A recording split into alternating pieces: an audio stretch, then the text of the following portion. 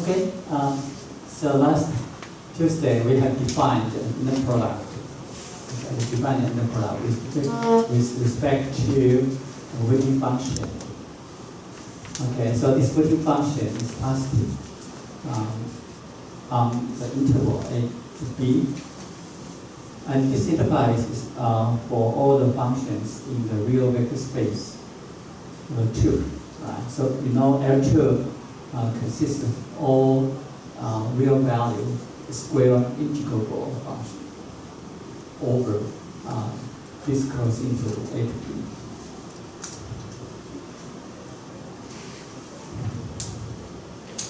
Okay, now to study our Sturm-Liouville problem, especially the regular Sturm-Liouville problem, we define a subspace of this L2 space. So it consists of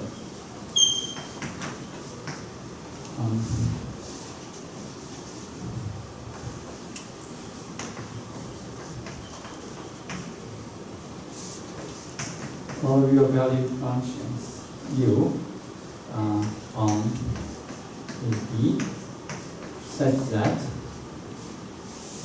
we have a few conditions for u to satisfy. So u is continuously differentiable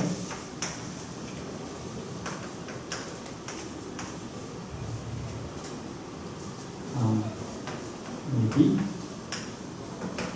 Okay, so the first requirement is that u is continuous differential, means that u has derivative, and the derivative is continuous. Okay, on the interval.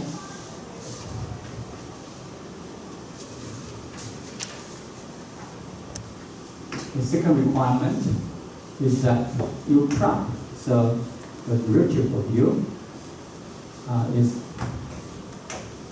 absolutely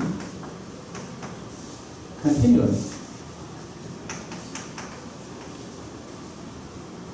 on AB, which implies that the second derivative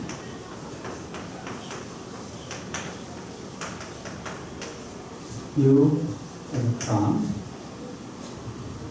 of u exists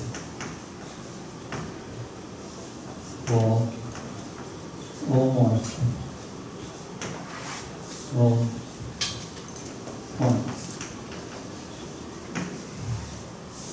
on AB. Okay, so here I will introduce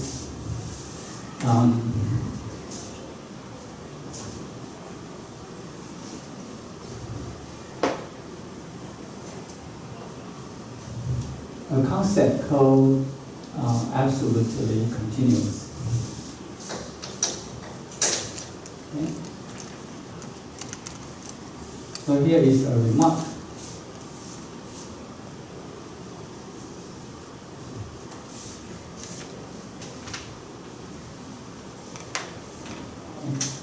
To define what do we mean absolute continuity. Okay.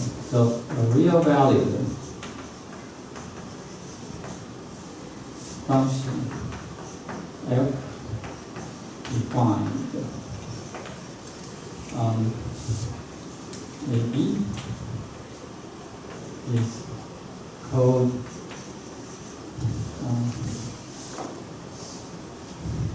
absolutely continuous on AB. Okay. If for all epsilon greater than 0, there exists delta greater than 0 such that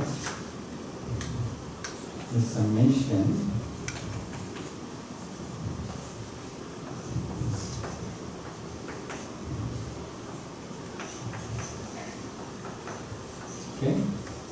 the summation of the absolute value of the increment.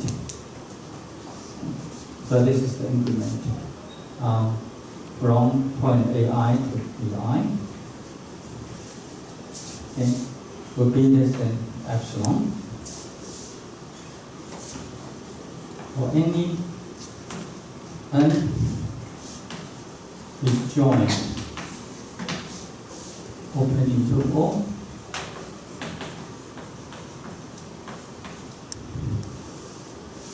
AI, BI,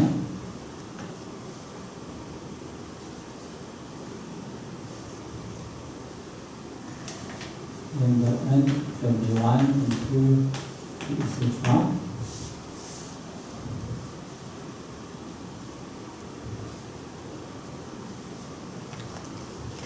The sum of whose length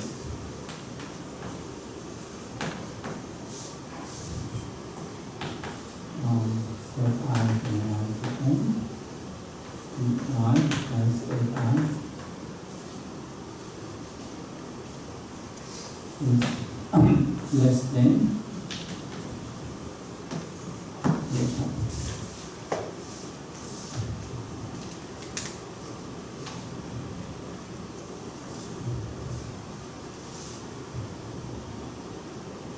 So, for example,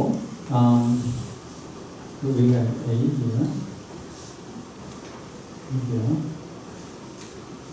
and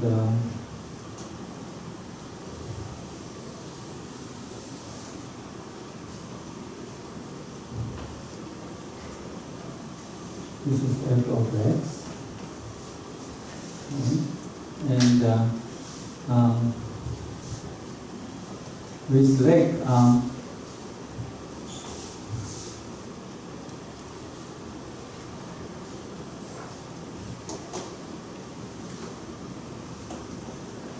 so it's possible that this is A1, B1, A2, B2, A3, B3. Okay, so we have 3 here, n equal to 3, right? So we have 3 open subintervals in the interval A to B. Okay. And the length of this is 3. So the length for this interval is B1 minus A1, right? This is the length of the first interval. This is the length. B2 minus A2 is the length of the second open interval, etc. So the sum of the lengths is this one. And we say that f is absolutely continuous. If we want, so we have the increment, right? The absolute value increment. So we have here, we go up here, so we have that. Okay, and here.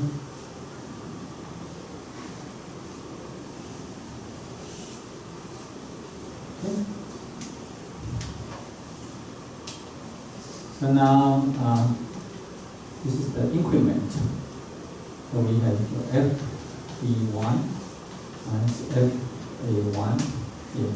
Okay, and here we have FB2 minus FA2. Okay, and this increment we have FB3 minus FA3.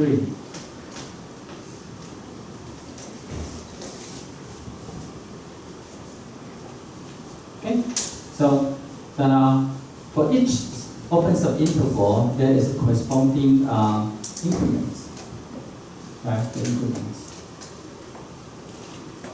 and so we want the increment. The sum of all the increments together is less than epsilon. We want that. We want that. Then we can select a delta, maybe very small, such that if the length of all this n subinterval is less than delta, it is guaranteed that the sum of the increment is less than epsilon. Okay. So if a function satisfies this property, then we say that this function is absolutely continuous. Okay. And so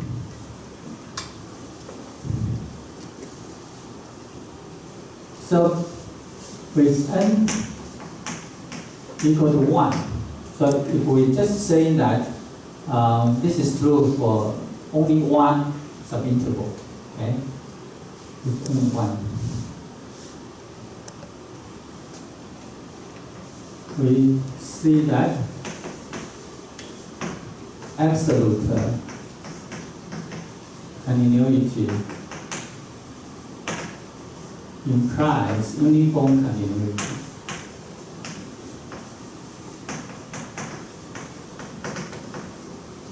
I believe you learned uniform continuity in calculus, right? Did you? Yeah. Because we define continuity point by point, right? So we know how to define a function is continuous at a point. But by using the epsilon delta definition, uniform continuity means that so maybe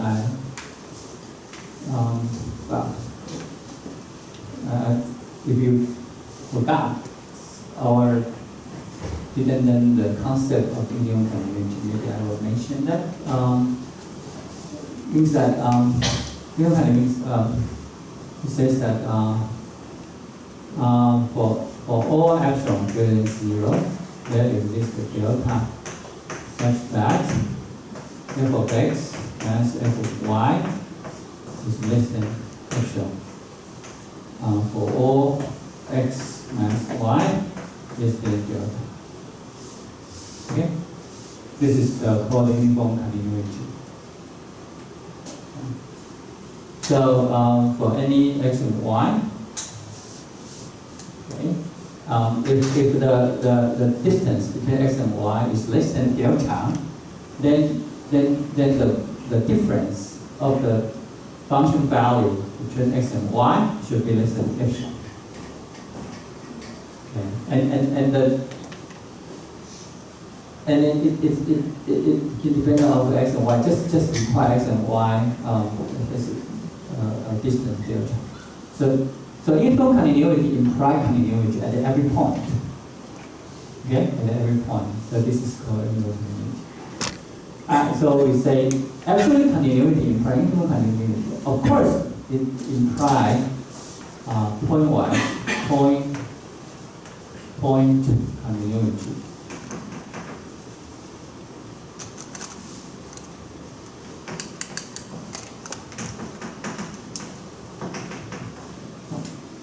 And it means that for any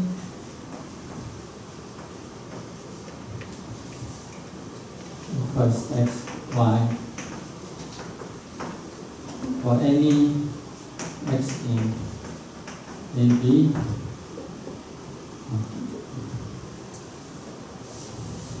let me say for a given x in AB, okay, for all epsilon greater than 0, there exists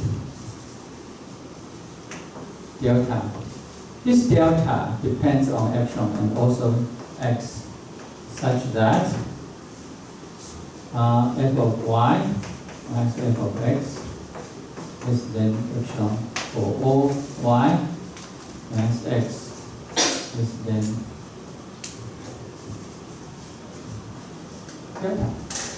Alright, so pointwise continuity says that you can fix a given point x in the interval, and for all epsilon, so you want that the function value are very close to each other, or fy very close to f of x, then there exists a delta, but this delta may depend on epsilon as well as the x point, okay, such that this is true. Okay. So this is called the pointwise continuity. And uniform continuity just say that the delta depends only on epsilon and independent of x. Okay, so this delta is good for every x, okay, on the interval. So it's called uniform continuity. Okay. Now, so from the definition of absolute continuity, if we take n equal to 1, because n can be arbitrary, any finite number of n. Okay, this is good for absolute continuity. But in particular, if we just take n equal to 1, then we can see that absolute continuity implies uniform continuity, because this is just the statement of uniform continuity. Okay, so absolute continuity is much stronger than uniform continuity. Okay. Uniform continuity is very important in calculus, okay. And I'm not so sure whether you have learned this concept before. But anyway, so about that, and so this is the consequence of absolute continuity. Now I give you condition that if f is differentiable, okay, so if f is differentiable on AB, and its derivative f prime is bounded. Right? So suppose we have a function f which is differentiable, okay, on the interval, and its derivative f prime is bounded on AB. Is bounded on AB. Then, by the mean value theorem, okay, so by the mean value theorem,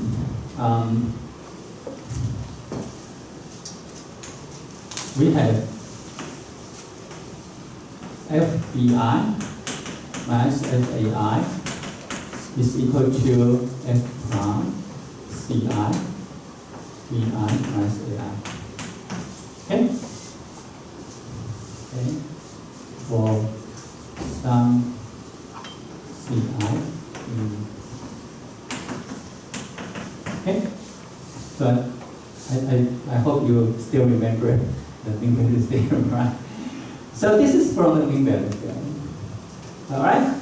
So now, thus, if we take the summation of the increment of the function value, right, in the open subinterval here, so take this one, and we know that so the sum, okay, will be equal to summation f prime ci, okay, and times bi minus ai here. Okay, and because that f prime is bounded, so this is less than equal to n summation I equal to 1n bi minus ai. Okay, now it will be clear. So because it's bounded, right? So we can find a capital M. This is satisfied. So now, if you want this sum of increment less than epsilon, what delta will you select? Well, so if you want epsilon, so if you want this is less than epsilon, so you just take delta,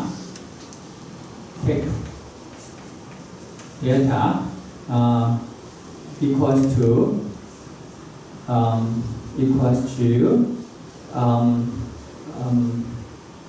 m divided epsilon divided by m, right? Is that okay? So you see that if this sum is less than this quantity, then m multiplied with that will equal to less than epsilon. So, which means that if f is differentiable, so if f is differentiable on the interval, and its derivative is bounded, if you have these two conditions, then f is absolutely continuous. Because we prove that property already, right? So,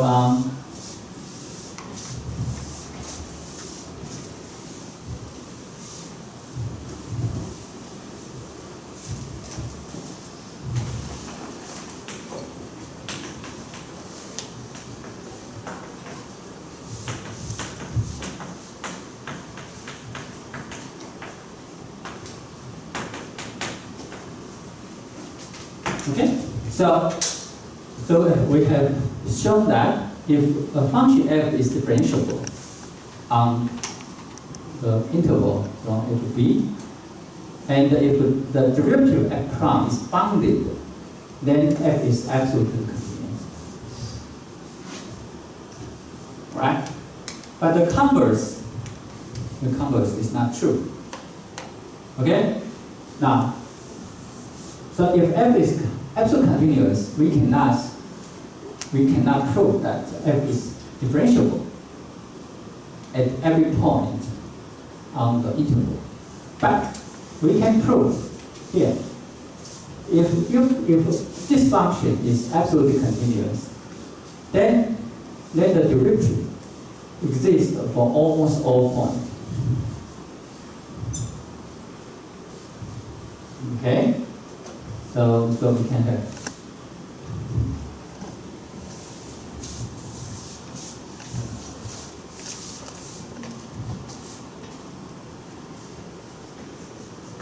it is harder, so I have to say to prove that it's harder if f is absolutely continuous on AB, then f prime exists, then I have to say, then f is differentiable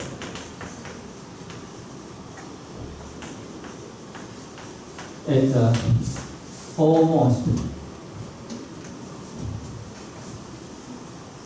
all points.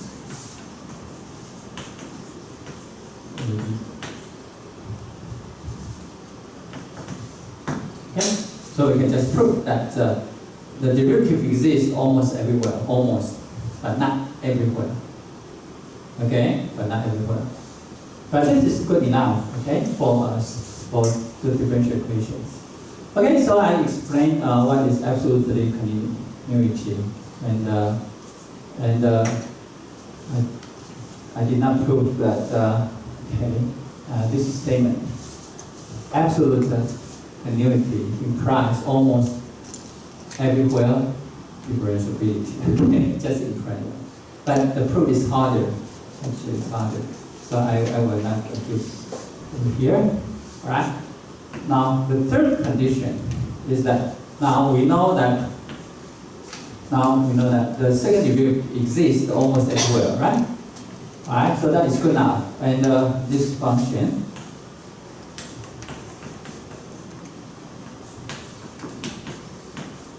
okay, and we know for this space that if two functions are equal almost everywhere, we say they are identified, right? They are the same. Okay, so even we know u double prime for almost every point on AB, then we can still describe it and require that this one is square integrable. Okay, it's square integrable. And the fourth thing is that you satisfy the two boundary conditions. Right? In 11.5.2, right? I gave to you last Tuesday. So basically, we have two boundary conditions there. All right. So So the set V consists of function U such that U is continuous differentiable. Okay, and the U prime is absolutely continuous, so that U double prime exists for almost all points. And third one, the second derivative, okay, is square integrable. And the fourth thing is that you satisfy the two boundary conditions. Okay, the two boundary conditions. Right. So now it is easy to verify that V is a vector subspace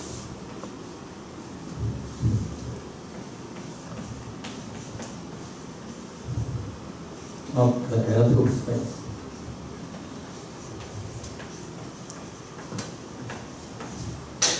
To verify V is a vector subspace, you just verify it is the vector space itself, because that every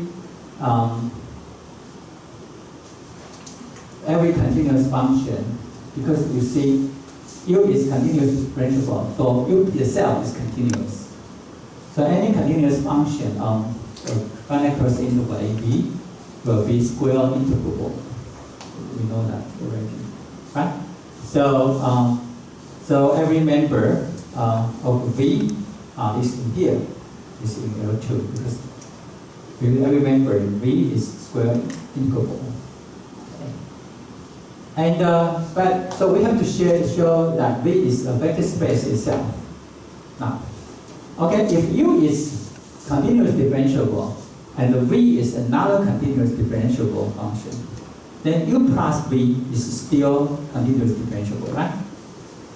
Right? So you know that. So addition is closed, right? And you can, by the definition of absolute continuity, if U prime is absolutely continuous and V prime is absolutely continuous, then U prime plus V prime is also absolutely continuous. Okay, so so 2 is satisfied, and if U double prime is square integrable and V double prime is square integrable, then U double prime plus V double prime is also square integrable. Because why? Because the truth itself is a vector space. We already shown that, right, before. And if you satisfy the two boundary conditions and V also satisfy the same boundary condition, then U plus V satisfy these two boundary conditions, because these two boundary conditions are homogeneous. Remember that? We have homogeneous boundary conditions. Okay.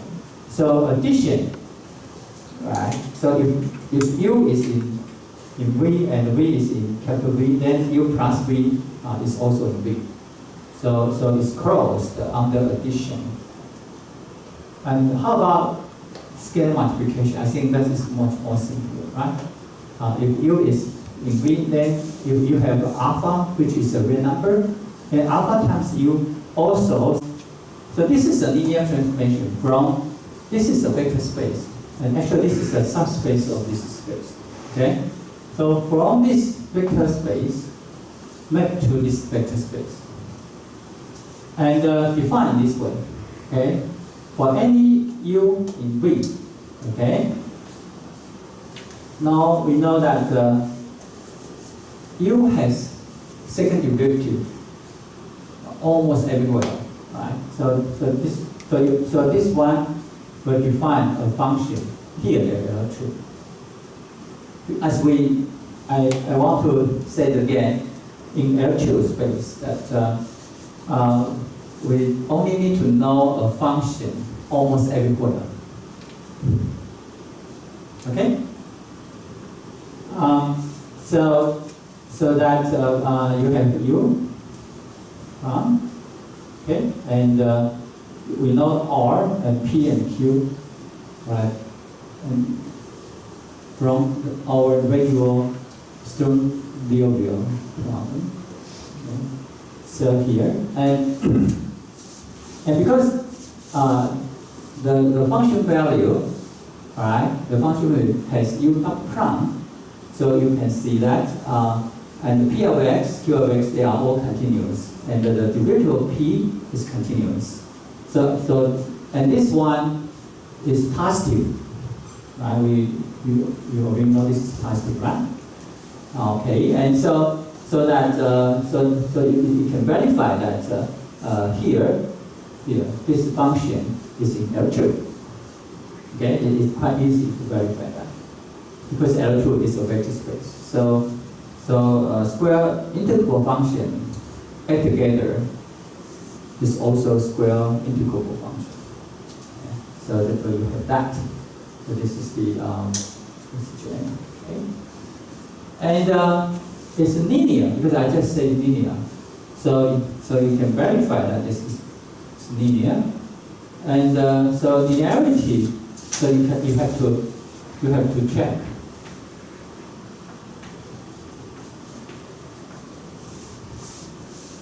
The linearity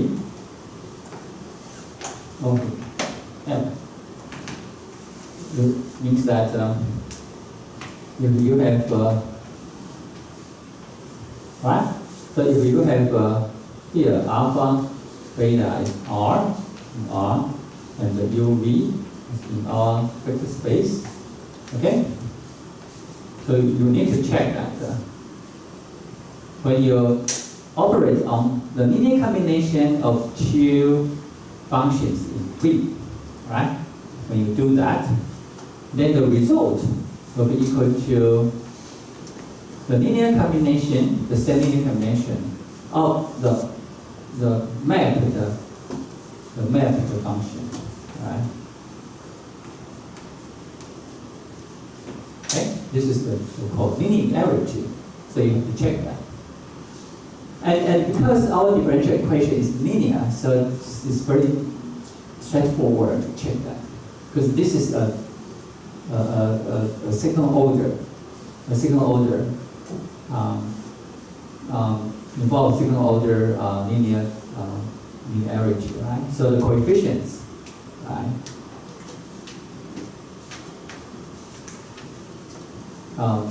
With continuous coefficients actually here. So, okay, so you can check that. So this is linear transformation. So you have linear transformation from this vector space to the L2 space.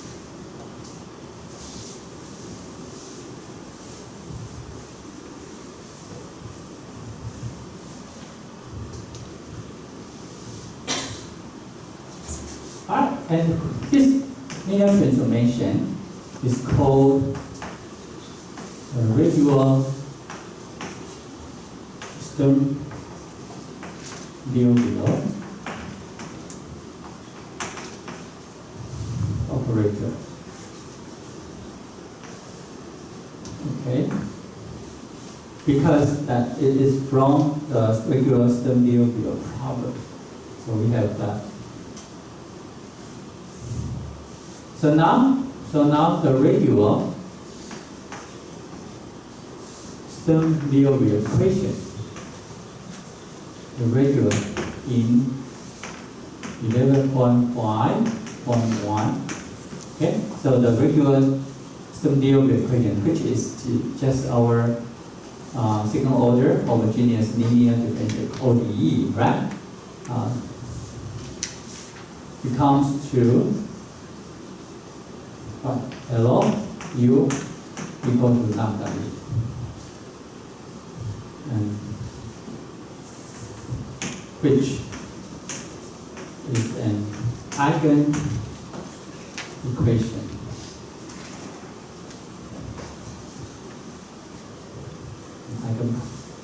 An eigen problem, maybe I will say so.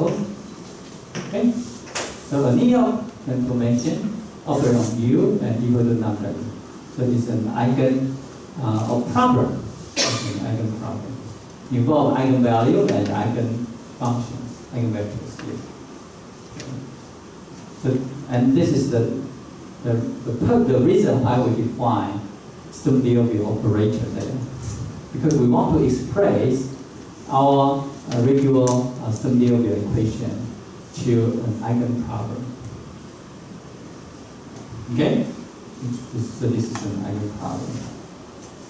Alright, so with that problem, now we can state quite a few important results. Okay? A regular Sturm-Liouville operator L is self-adjoint. Okay, it's self-adjoint on V with respect to the weighting function of x. That is, so I have to explain what is self-adjoint, right? Self-adjoint is a concept in linear algebra. So a regular Sturm-Liouville operator L is self-adjoint with respect to the weighting function. That means that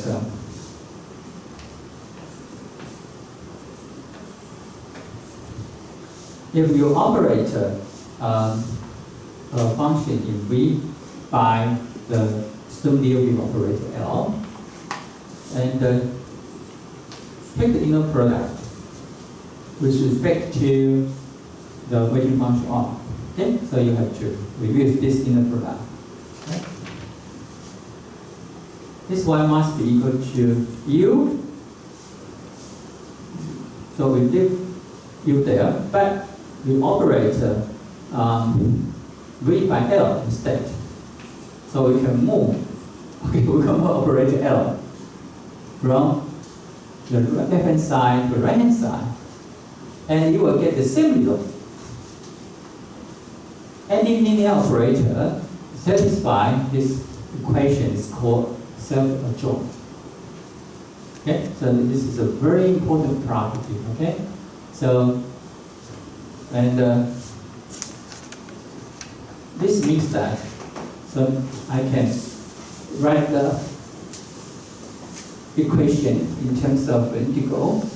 So that means that AB Rx L U dx equal to AB Rx U.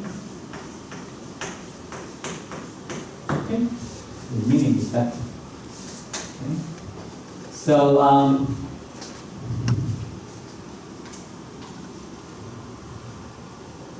okay, so this is the first result. That if we define Sturm-Liouville operator L in this way, okay, and for all u. All right, so I'll give a proof because the proof illustrate some essential points. All right, now, so we just evaluate the integral on the left-hand side as well as the integral on the right-hand side. Okay, and try to prove that they are equal. So now, so we just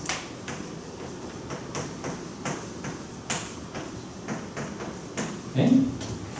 Now, LU, by definition, LU is what? It is 1 over R times this expression. Now, when you multiply with Rx, okay, you have only this term here. So you have only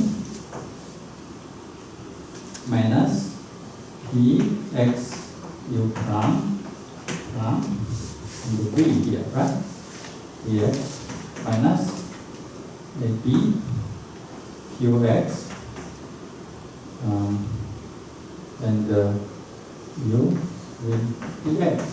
So you have instead. Okay.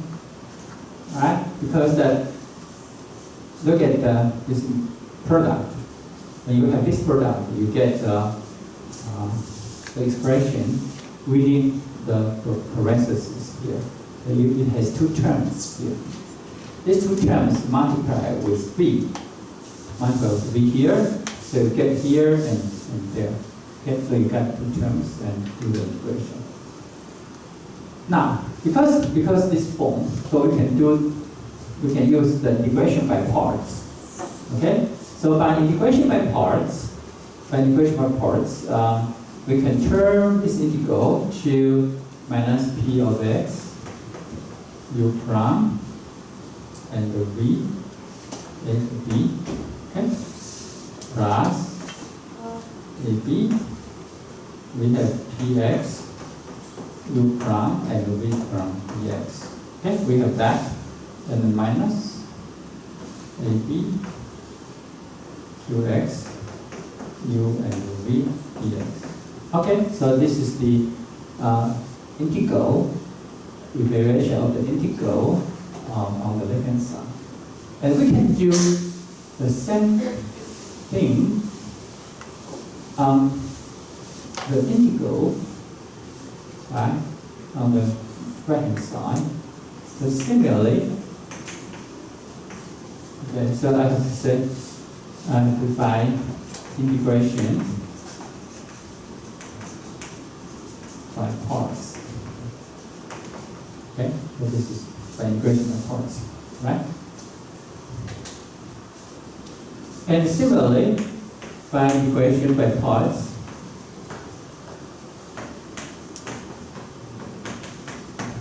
okay, we give here Rx u L v dx equal to minus p of x. Here this time we have u, but v prime ab plus ab p of x u prime v prime dx minus ab p of x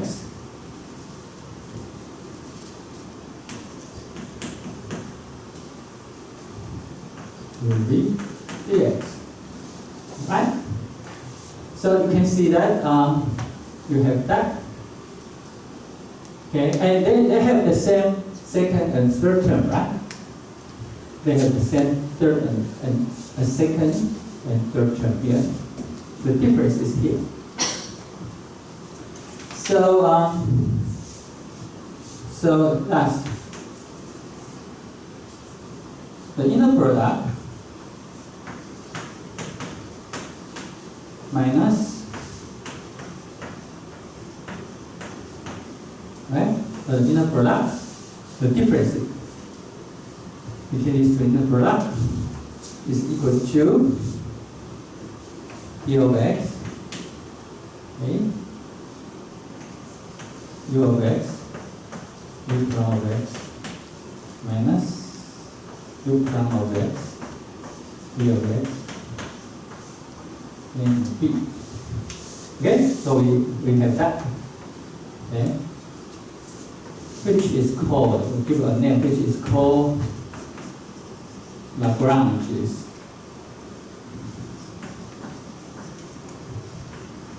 identity.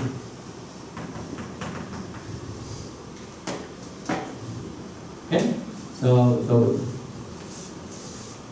basically Lagrange discovered this identity here. So we have Lagrange identity here.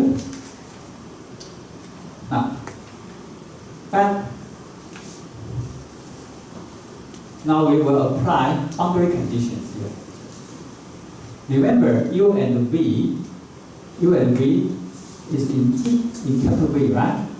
And if any function in capital V satisfy the two boundary conditions.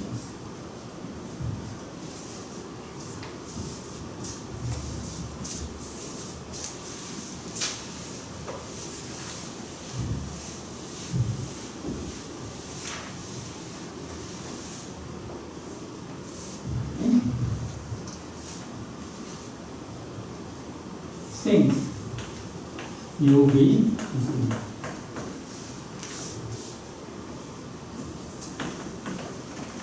they satisfy the two boundary conditions in 11.5.2. Okay, so what is that? We have K1, U, A, plus K2, U from A, U 0. We have K1, VA, plus K2, V from A, U 0. Right? And so we can write them by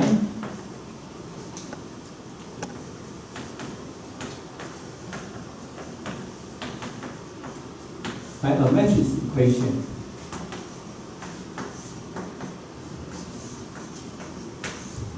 Okay, so we have a homogeneous equation. Okay. But we know this is a non-zero vector, right? So it has non-trivial solution. A metric equation, a homogeneous metric equation has non-trivial solution. If and only one, the determinant is 0, right? Okay, so this is equal to that determinant, so UA, V from A, minus U from A, VA, is equal to 0. Right? This is 0, right? And similarly, and also we have L1, UA, plus UB, plus L2, U from B equal to 0, L1, VB, plus L2, V from B equal to 0. So, if and only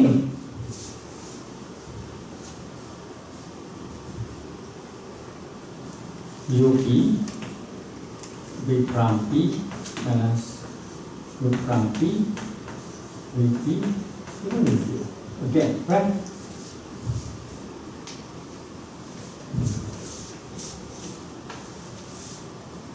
This one, a non-zero vector. Okay. All right. So you have that. So come back here. When you put A here, this difference is 0, right? When you put it there, also 0.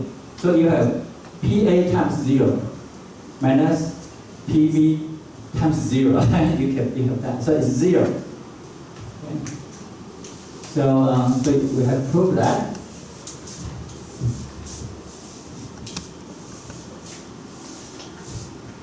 So this implies that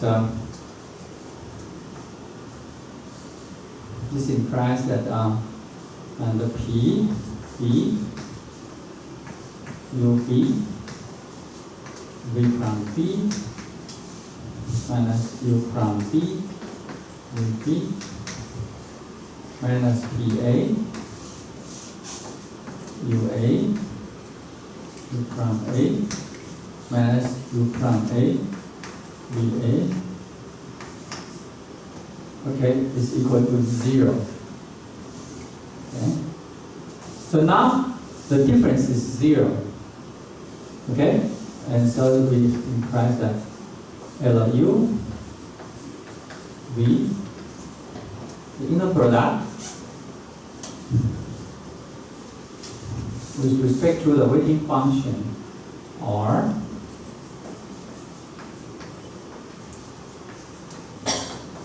is equal. Okay? So this complete proof. Okay?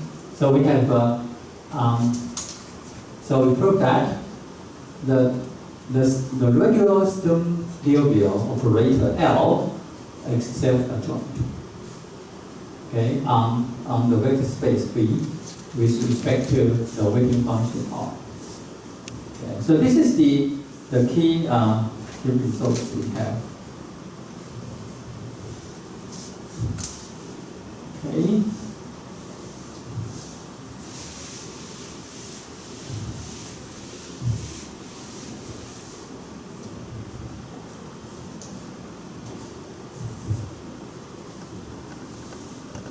So now,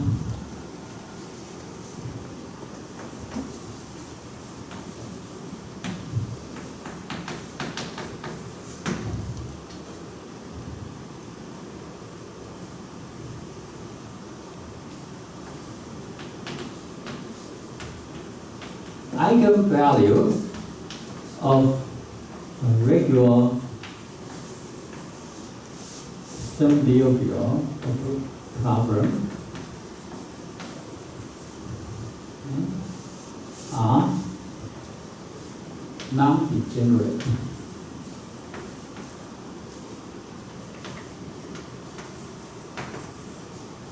Non-degenerate,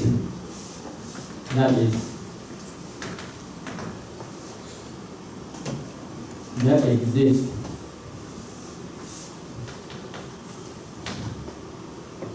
a unique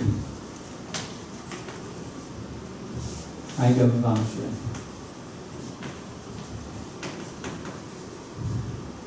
up to a constant.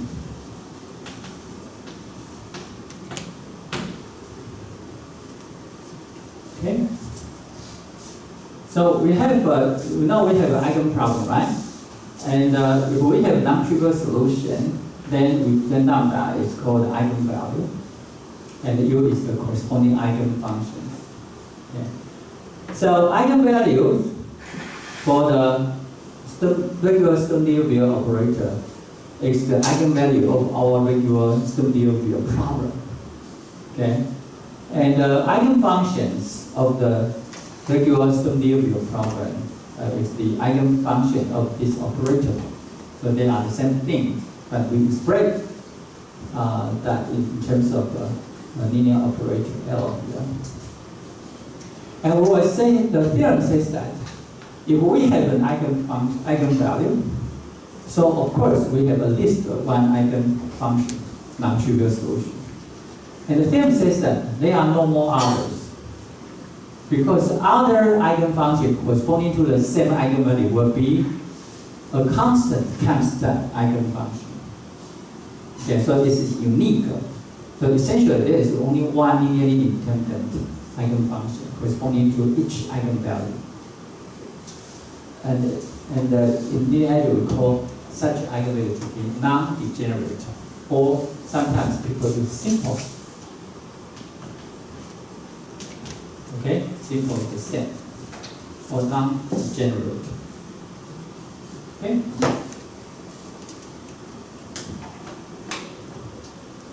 It's just like if you have a square matrix, then you have you suppose it is diagonalizable, so that you have eigenvalues. Okay, and maybe one eigenvalue corresponding to only one eigenvector, but it's possible for one eigenvalue corresponding more than one.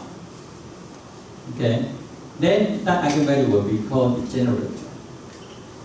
Okay. For example, the identity, the n times n identity matrix is only one eigenvalue, which is equal to 1, right? But it is degenerate. Why?